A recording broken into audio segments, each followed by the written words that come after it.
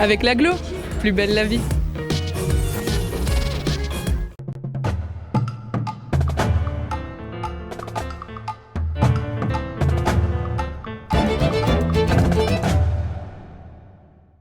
Bonjour à tous, bienvenue sur Mosaïque. On était déjà là vendredi, on y a passé tout le week-end et nous y sommes encore aujourd'hui pour profiter de la fraîcheur du Guttebrunne à Silsheim.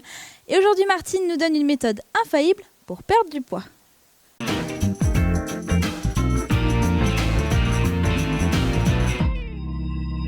Martin, apropos abnehmen, ich glaube, du hast auch noch eine Methode für abnehmen. Ja, das ist gar nicht mehr schwer, von heute abzunehmen. Du tust dich einmal im Tag mit Pec Citron. Jo, mit Pec Citron. Ja, das ja. Geschirr unten mit Pec Citron. Ja. Mais voyons, hein, Pec Citron dissout toutes les graisses, même les plus tenaces. Aber nur nicht trinken. 34% des accidents du quotidien ont pour origine les loisirs et le jeu. Assurance accident de la vie, la sécurité par tous les temps. Bonjour à tous, demain mercredi, la petite faiblesse de l'été durant ces derniers jours est vite oubliée. Les nuages s'effacent au profit d'un franc soleil. L'ensoleillement généreux et la progression d'un air plus chaud provoquent une envolée des températures entre 10 et 14 degrés au petit matin. Elles plafonnent entre 27 et 29 degrés l'après-midi. Demain mercredi 26 août, nous fêterons les Natacha. Le soleil nous accompagnera de 6h37 à 20h23. Excellente journée sur Mosaïque. Je parraine un ami et tout le monde y gagne. Mon filleul, ma banque et moi. Au Crédit Mutuel, un client satisfait rayonne.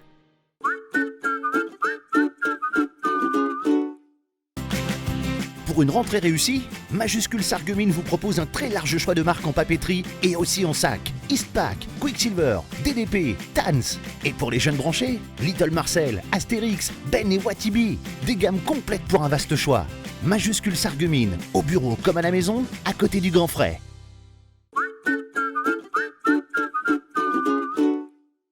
Il a consacré sa vie professionnelle à l'éducation nationale. Enseignant d'abord, il vient tout juste de quitter son poste de directeur dans le plus grand établissement de l'arrondissement de Sarreguemines pour une retraite bien méritée. Il s'est livré derrière le miroir il y a tout juste un an. C'était avant sa dernière rentrée. C'est aussi à lui qu'on laissera le dernier mot. Très bonne journée à tous sur Mosaïque.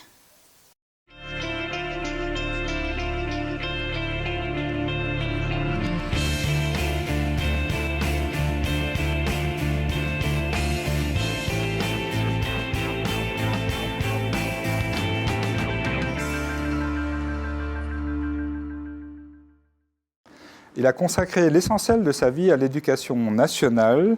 Enseignant d'abord, il dirige aujourd'hui le plus grand établissement de l'arrondissement de Sarreguemines.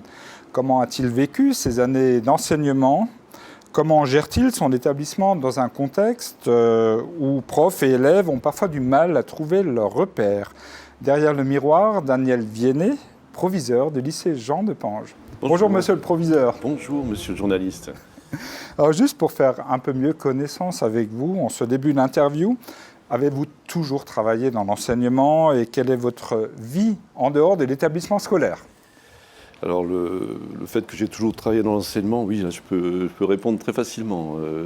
Sorti de ma vie d'étudiant lointaine, effectivement, je suis rentré dans l'enseignement par la petite porte très digne et dont je suis très fier, c'est que j'étais surveillant tout à fait au début pour payer mes études. Et puis je suis entré progressivement dans le métier en étant successivement enseignant, conseiller principal d'éducation, proviseur adjoint et proviseur, et entre les deux fonctions, les trois fonctions même principales. Voilà. Et c'était un objectif pour vous ? C'était pas un objectif. Moi, l'objectif, c'était d'enseigner, d'être près des élèves et quelque part de répercuter l'enseignement dont j'avais pu profiter en faculté. Et puis c'est la circonstance des années, des événements que j'ai rencontrés qui ont fait que je me suis pris au jeu des fonctions de direction, si on veut parler des fonctions que j'assume actuellement. Alors, en dehors de cette vie sans doute très prenante de proviseur, vous vivez comment ? Vous avez des passions et il paraît que vous aimez la cuisine.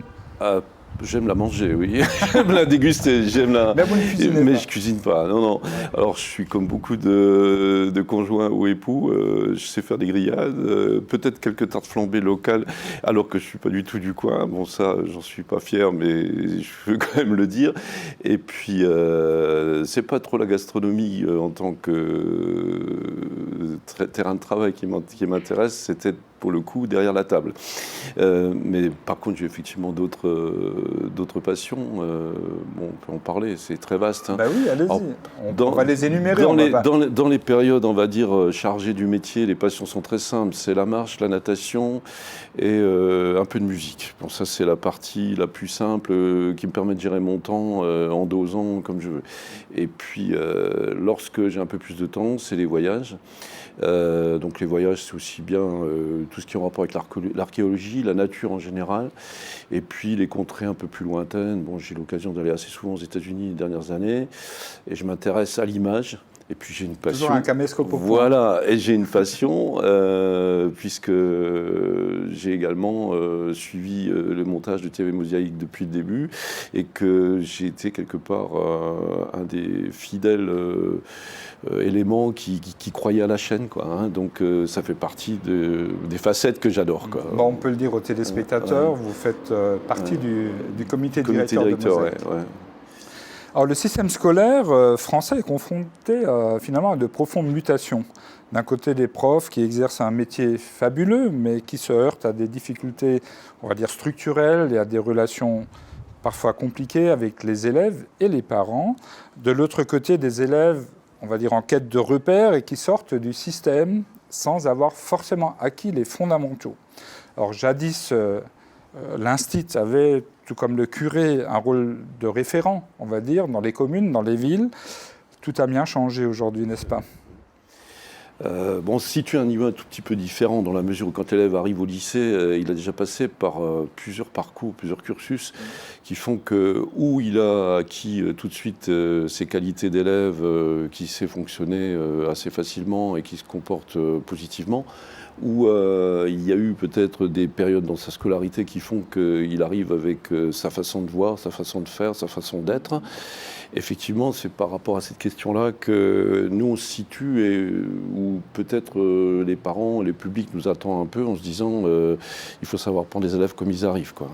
Et c'est sur cet enjeu-là qu'on est un peu, alors je ne dis pas différent des instituteurs, ils les prennent aussi comme ils arrivent, ou les professeurs des écoles, mais l'élève est plus âgé, donc comme je disais avant, il a peut-être un fonctionnement qui va amener à faire que, n'ayant pas connu peut-être tous les facteurs de la réussite, il faut que nous, on puisse lui apporter ces facteurs-là. C'est ma vision des choses. Hein. Est-ce que par rapport à ma question, vous avez le sentiment que l'enseignant a vu son métier dévalorisé au fil du temps? Je prenais l'exemple du curé et de l'enseignant qui étaient un peu les repères dans un village. Bon, si on réfléchit un peu plus, c'est plus, bon, on parle souvent de démocratisation de l'école, mais c'est aussi démocratisation du monde enseignant. Il y a déjà beaucoup plus d'enseignants qu'à l'époque, on va dire, des instituteurs d'après-guerre, par exemple. Hein. L'attente des familles et des élèves est également extrêmement différente, puisque c'est pas que le savoir. Ça se discute énormément. Est-ce que l'école est là pour apporter uniquement du savoir ou le savoir-être, le savoir-faire? Et actuellement, effectivement, si on part sur d'autres directions, accompagner les élèves, etc., c'est dans ce domaine-là qu'il peut y avoir ou des déceptions de la part du public ou de bonnes, je ne vais pas dire surprises, mais un bon ressenti dans la mesure où leurs enfants sont accompagnés. Et c'est sur cet enjeu-là qu'on travaille. Parce que finalement, le rôle d'éducation, parce qu'on voit le rôle de l'enseignant a dévié un peu vers un rôle d'éducateur aussi. En proportion, vous diriez que cela prend en ce moment presque 30% de son temps on peut dire ça, ou de son énergie? C'est très disparate. C'est-à-dire que quand je parlais tout à l'heure du projet de l'élève quand il arrive au lycée, c'est vrai que lorsque des élèves ont une vision déjà un petit peu ciblée de ce qu'ils veulent faire, bon, l'enseignant il va passer certainement moins de temps au niveau de l'aspect social, au niveau de certaines formes d'accompagnement, mettre l'élève en confiance, etc. Bon, pour ces élèves-là, ce ne sera pas 30%, ce sera peut-être beaucoup moins. Et ce sera très différent entre chez nous la seconde et la terminale. Un élève de terminale, il peut avoir très très bien fonctionné, si je peux dire comme ça, entre la seconde et la première, et puis avoir un malaise psychologique de confiance en soi en terminale. Et c'est peut-être à ce moment-là que le fait de l'accompagner et de l'écouter, c'est surtout l'écoute, va faire que le professeur, ça ne va pas l'empêcher de faire cours à 100%, mais il va faire cours autrement. C'est-à-dire que l'élève sait qu'il est entendu, que s'il a un souci, il va pouvoir l'exprimer. Ça, c'est l'idéal, c'est la situation idéale. Dans la réalité, on a souvent aussi un rythme de travail dans l'année qui, malheureusement, nous amène à aller peut-être un peu trop vite parfois et à laisser des élèves, pas sur le chemin, mais disons dans des situations qu'il faudrait peut-être voir de plus près. Et ça, c'est la partie la plus intéressante du métier pour moi. Est-ce que vous avez le sentiment que les parents aujourd'hui, parce qu'ils sont fortement présents, et interviennent, j'imagine assez souvent, ils frappent à votre bureau, ils ont des revendications. Vous avez le sentiment c'est un avis perso que je vous demande, qu'ils s'immiscent trop dans le... Alors, moi, tel que je le ressens, c'est pas tout à fait comme ça, parce que moi, je me donne un but, un objectif dans mon métier, c'est d'être accessible et de pouvoir faire en sorte que justement, s'il y a des points de crise ou des points d'abcès ou de difficulté, le parent puisse quasiment avoir la réponse très très vite. Alors ça étonne même mon entourage parfois. Quand on veut me rencontrer ou quand on a un souci, je suis accessible, je ne vais pas dire dans la minute. On a des réunions, on est parfois à l'extérieur de l'établissement, etc. Mais je pense que cette façon de voir, elle est d'une part rassurante pour les parents et puis c'est aussi signe d'un grand respect. C'est-à-dire qu'on n'a pas besoin de prendre un protocole particulier pour nous voir, on est accessible. Après, par rapport aux attentes et peut-être aux difficultés que certains parents peuvent avoir avec leurs enfants, il est vrai qu'on peut avoir des situations où on a besoin d'éclaircir les choses et où il peut y avoir des incompréhensions. Et c'est sûr, on parlait tout à l'heure d'évolution du ressenti du public par rapport à l'école. C'est peut-être sur ce problème parfois de l'incompréhension qu'il faut qu'on travaille. Mais ce n'est pas quelque chose qui, moi, me mine tous les jours. C'est dans les faits quotidiens de la réalité, des solutions qu'on trouve, que l'incompréhension va disparaître. Ça ne doit pas être quelque chose de théorique.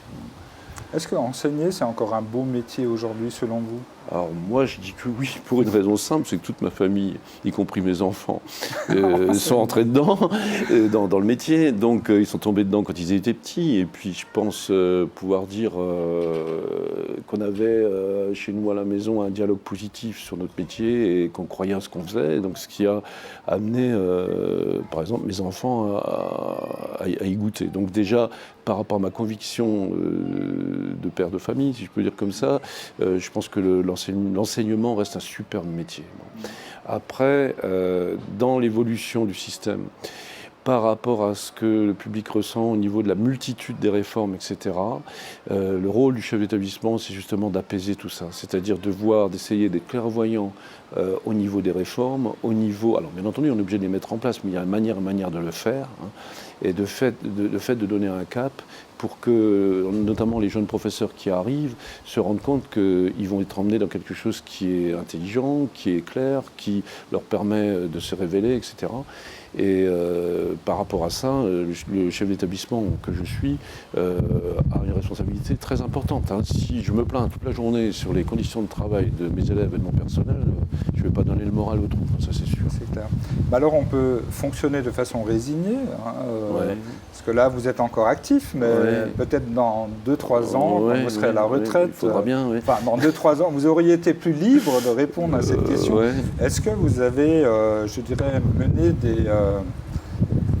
directives ou des réformes qu'on vous a imposées finalement et ne pas avoir été en accord avec ces réformes. Il y a toujours des très grosses réformes, on n'en a pas eu tant que ça. Il y a eu la réforme des lycées là, qui est arrivée assez récemment.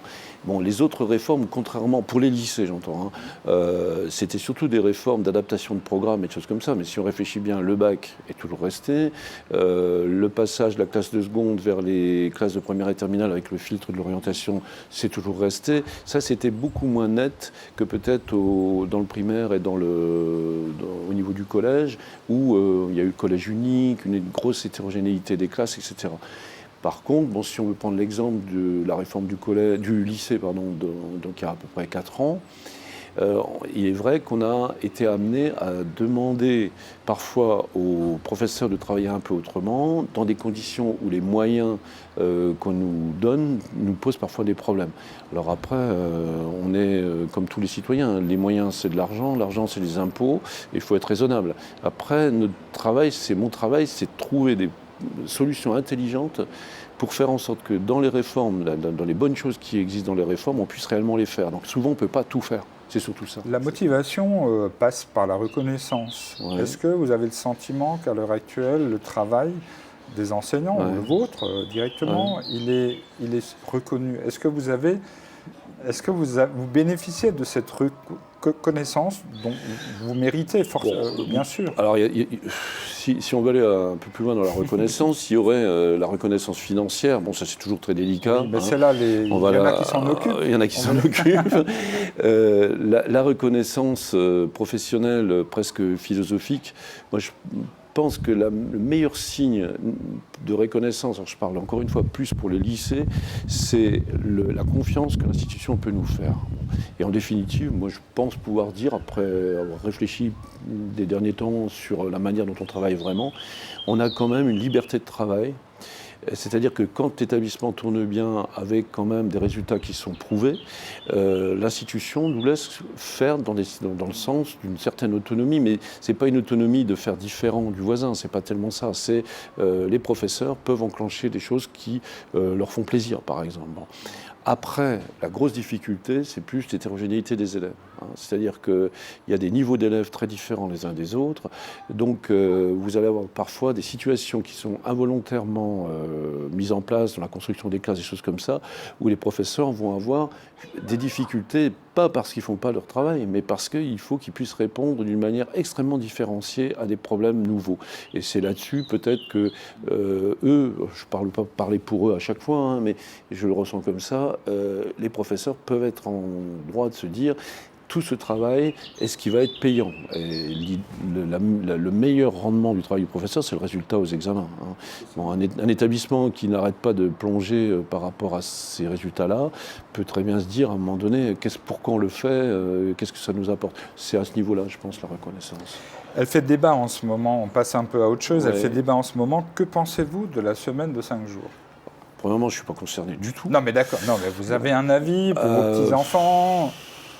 Je ne suis pas persuadé. Un avis honnête. Oui, je ne suis pas persuadé. Bon, je ne suis pas persuadé dans la mesure où, moi, ce qui me fait réfléchir, c'est le fait de pouvoir avoir la capacité de trouver suffisamment de ressources pour compenser les activités d'animation, etc. Et je pense qu'une réflexion intéressante qui pourrait se faire, c'est peut-être sur le rythme, non pas uniquement de la semaine, mais sur la base des disciplines enseignées et sur le fait qu'on enseigne énormément de choses aux jeunes. Je parle des matières théoriques.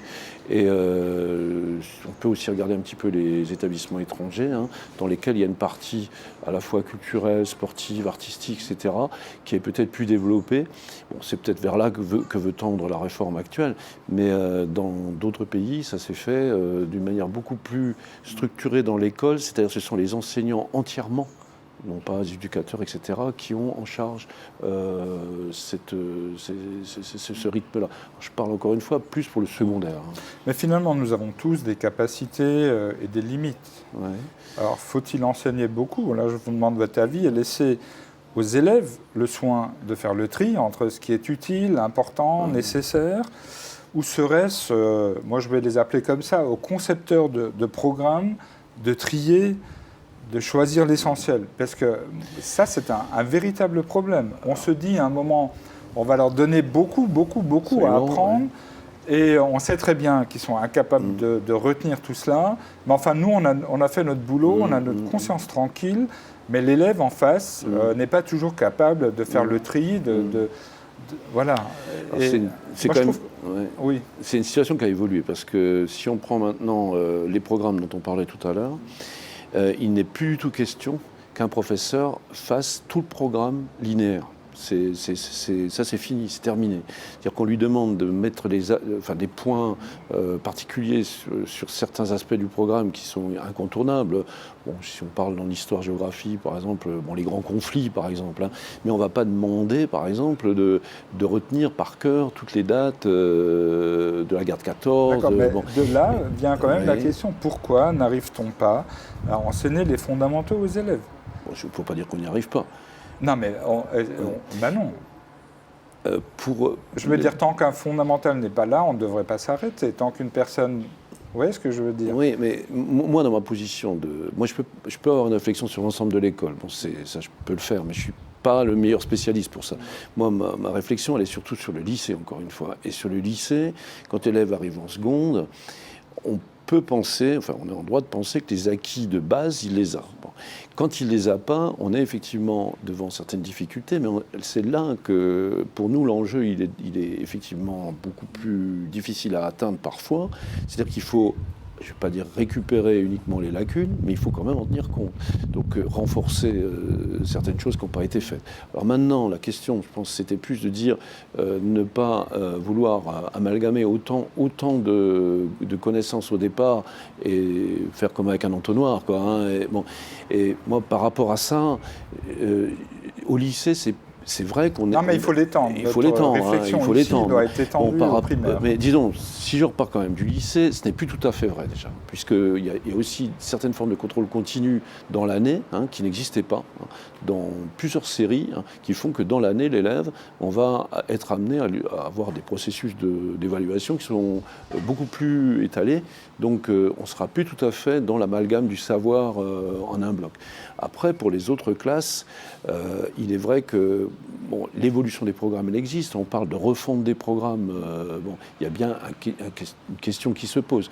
Alors, pour le collège, une des grosses questions, c'est ce qu'on appelle le socle commun.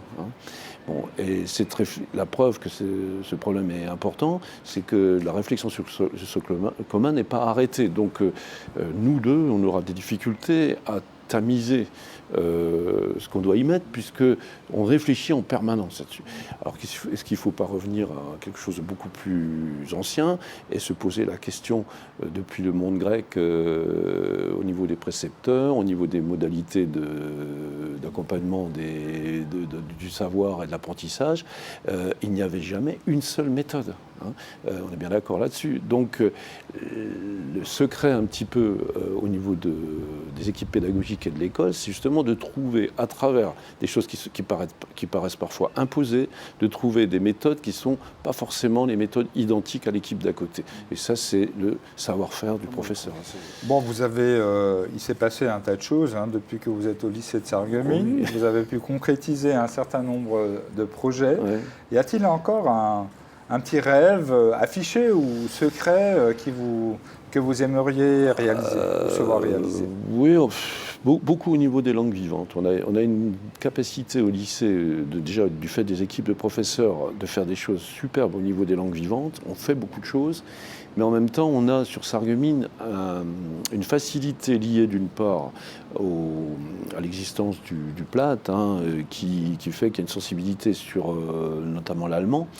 Mais on remarque aussi que beaucoup d'élèves qui ont une sensibilité sur le dialecte francique ou sur l'allemand sarrois ou proche, etc., ont des facilités également sur l'anglais. Alors au niveau des langues vivantes, c'est assez étonnant, le nombre d'élèves qui ont ces facilités-là. Donc on a au lycée un système de certification qui est très peu courant en France. En Lorraine, on doit être 1 ou 2 lycées à le faire. Et c'est sur cette certification, pour nous, c'est permettre aux élèves d'avoir avoir une reconnaissance de leur niveau de langue au niveau, alors on va dire européen et international. Et là, dans ce domaine-là, on est sur, on monte en puissance depuis pas mal de temps et on a beaucoup d'idées à prospecter. Et on a une preuve assez intéressante, c'est qu'on a au lycée, alors selon les années, jusqu'à 7 appariements, échanges avec des lycées étrangers. C'est extrêmement complexe à construire, un budget qui demande quand même beaucoup d'efforts de la part des parents, de la part de la collectivité, de la part de l'État, de la part du lycée qui contribue. Et puis le fait que les élèves en question puissent, après le bac, promouvoir leur certification. Et donc il y a les sections européennes, il y a la BIBAC, et puis on a maintenant, pour les sections européennes, un système qui s'appelle donc Certilingua. Et on n'est pas arrivé au terme de ce qu'on pourrait faire, parce que je pense que ce système évoluera encore. Bon, on n'est pas loin des sections internationales, en fait. C'est peut-être ce domaine-là qui me passionnera le plus, quoi. Alors une autre question qui est peut-être un peu difficile, mais si vous pouviez y répondre quand même de façon un peu brève. Si vous étiez recteur ou ministre de l'Éducation nationale, on ne sait pas ce qui peut encore arriver, quelle décision prendriez-vous pour entamer la guérison du système scolaire ? Enfin, moi, je ne juge pas malade de manière aussi profonde que vous, mais... je n'ai pas dit très malade. Non, mais s'il doit être guéri, c'est qu'il est malade. Mais moi, je juge pas. Je juge parfois fatigué, mais de manière extrêmement inégale. C'est-à-dire que quand ça va bien, on ne le dit pas toujours non plus. Il y a quand même énormément de périodes où les choses se passent très très bien. On voit effectivement les moments cruciaux où ça pourrait ne pas aller. Moi, je pense que c'est peut-être sur ce qu'on évoquait tout à l'heure au niveau des programmes et de l'empilement du savoir. Bon, je suis pour le fait que le savoir soit effectivement le plus développé possible, c'est évident, mais on est devant une génération d'élèves qui fonctionne autrement, qui a une notion du temps différente, et puis on n'a pas eu trop le temps d'en parler, qui a des visions et préoccupations liées à l'évolution technologique. Bon, ça, l'éducation nationale en tient compte, mais il y a peut-être des portes qu'on n'a pas encore pu saisir. Je pense à l'informatique. Quand on voit la rapidité de travail des élèves sur l'ordinateur et le temps parfois que ça leur prend lorsque c'est mal géré, c'est peut-être dans ce domaine-là qu'on pourrait rendre service aux élèves et aux parents. Qui s'en plaignent. On arrive tout doucement au terme de cet entretien. Vous vous rapprochez progressivement de la retraite. Ouais. Je ne vais pas vous demander en quelle année vous allez partir, parce que ça peut bouger d'une année à l'autre. Alors, quelle sera votre vie après ? Je n'ai pas trop... j'ai pas trop... la retraite, il faut la préparer. Oui, mais en fait, je manque de tellement de temps pour faire ce que je veux faire actuellement que le fait de pouvoir aller au fond des choses que j'aime faire maintenant devrait me prendre pas mal de temps. Et puis la vie de famille, qui est quand même, on va dire, un petit peu réduite du fait du temps de travail qui est celle d'un chef d'établissement. Une des passions qu'on a évoquées pour tout à l'heure en début d'émission, c'était un peu l'audiovisuel. Alors, par exemple, faire des montages audiovisuels, ça a toujours été mon truc, mais pour Mosaïque, je ne sais pas. Pourquoi pas. Moi, j'adore notamment réaliser des petits documentaires sur les choses pittoresques que je vois autour de moi. Et donc, j'en ai déjà fait une belle série, mais qui sont vraiment à titre personnel. Et ça, c'est inépuisable, quoi. Voilà. Et pour reprendre le sujet de philo, un des sujets de philo du bac de cette année, doit-on tout faire pour être heureux ? Que je réponde oui ou non, j'aurais tort, parce qu'en philosophie, on ne répond jamais oui ou non. Alors je pense qu'il faut tout bien faire. Et en faisant tout bien, on devient heureux. On devient heureux, en paix avec sa conscience, voilà, en paix avec les autres. C'est le fait de faire bien les choses. Ouais. Alors pour conclure, juste encore un message que vous aimeriez transmettre aux élèves, aux parents ou aux profs. Ouais. Croire à ce qu'on fait, avoir confiance dans les interlocuteurs de l'école tels que moi je les perçois, et puis savoir que le monde actuel bouge, mais qu'il ne faut pas uniquement en avoir peur, parce qu'on a énormément de points de force au niveau, y compris de notre système à nous, le système de l'école française qu'on décrit effectivement un petit peu, mais quand vous regardez par exemple, on parlait de l'informatique, les équipements informatiques des lycées français, vous pouvez les comparer avec beaucoup de lycées étrangers, on n'est pas du tout, on n'a pas à avoir honte. Rien que dans ce domaine-là, les parents peuvent nous faire confiance. Et je crois que c'est la confiance réciproque, c'est ma façon de voir et de travailler tous les jours, fait que amène que les élèves le ressentent. Et c'est un climat, c'est un vécu. Et après, je pense qu'à chacun de bien faire, quoi. Alors Daniel Viennet, proviseur du lycée Jean de Pange, derrière le miroir. Merci d'avoir accepté notre invitation. Merci à vous, c'est très gentil. Merci beaucoup.